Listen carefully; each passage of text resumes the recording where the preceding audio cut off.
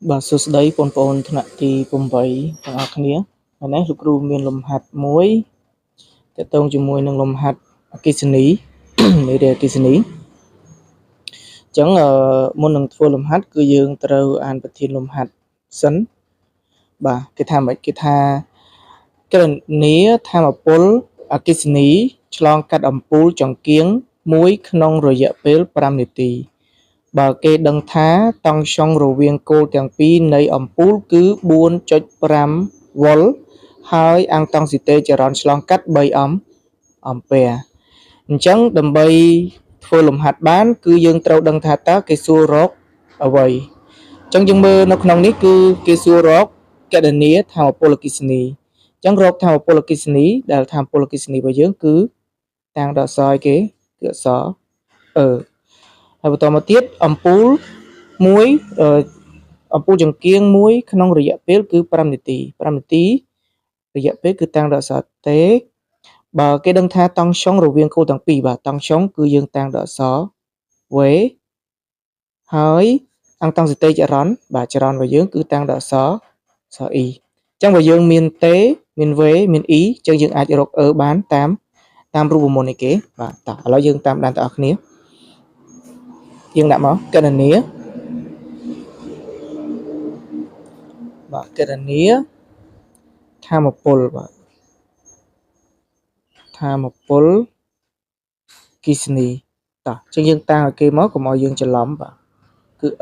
ថាមពលគិសនីតាំងដល់អក្សរអញ្ចឹងយើងធ្វើតាមរូបមន្តបាទតាមរូបមន្តយើងធ្វើមិនវិញបាទយើងមានរូបមន្តដោយយើងមានវេមានអ៊ីមានតេអញ្ចឹងយើងអាចរកតាមស្មើជាមួយនឹងវេគុណជាមួយនឹងអ៊ីគុណជាមួយនឹងតេអញ្ចឹងយើងដាក់បំរាប់ឲ្យគេមកគេមានវេមកវេយើងគឺស្មើប៉ុន្មានវ៉ុលអូនគឺនេះ 4.5 វ៉ុល 4.5 វ៉ុលអ៊ីរបស់យើងគឺស្មើជាមួយនឹងប៉ុន្មានអូនបាទអ៊ីរបស់យើងគឺស្មើជាមួយនឹង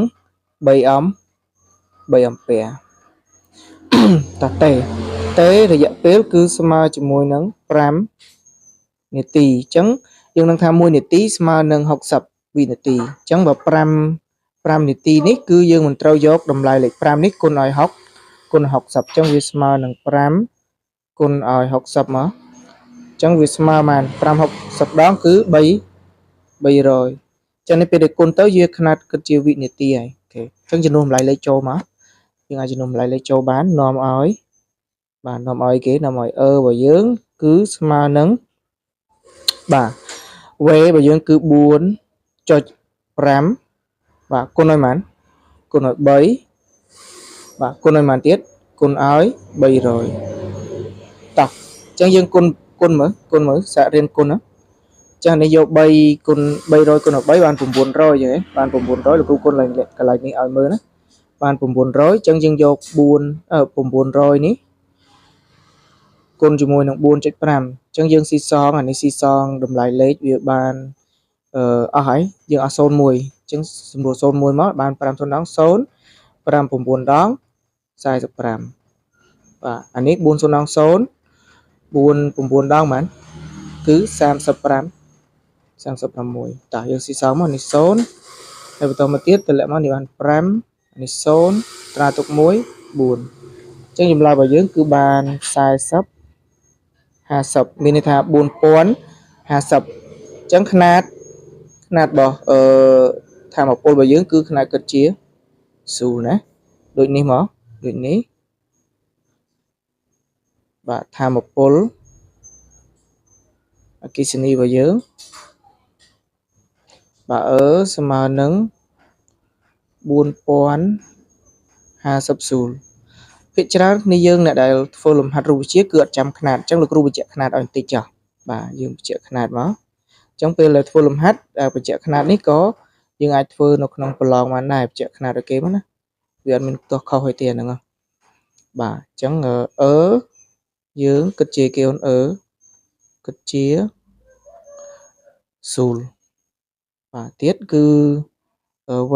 វេគិតជាគេអូនវេ តង់សុងគិតជាបាទគិតជា volt នឹងຂະຫນາດ SE របស់យើងតោះបញ្ជាក់មួយមុខទៀតមកអឺតាមទៀតគឺ E គិតជា ampere ហើយនឹងអីគេទៀតបាទ T គិតជាវិនាទីបាទប៉ុណ្ណឹងអញ្ចឹងលំហាត់របស់យើងគឺមានប៉ុណ្ណឹងអញ្ចឹងបើមានចម្ងល់អីដែលត្រូវសួរយើងអាច comment សួរនៅក្នុងវីដេអូនេះបានបាទអញ្ចឹងជួបគ្នានៅវីដេអូក្រោយហើយកុំភ្លេចអ្នកដែលមកថ្មីជួយចុច Subscribe ម្នាក់មួយផងហើយនឹង Like រូបកណ្ដឹងម្នាក់មួយផងបាទសូមអរគុណច្រើន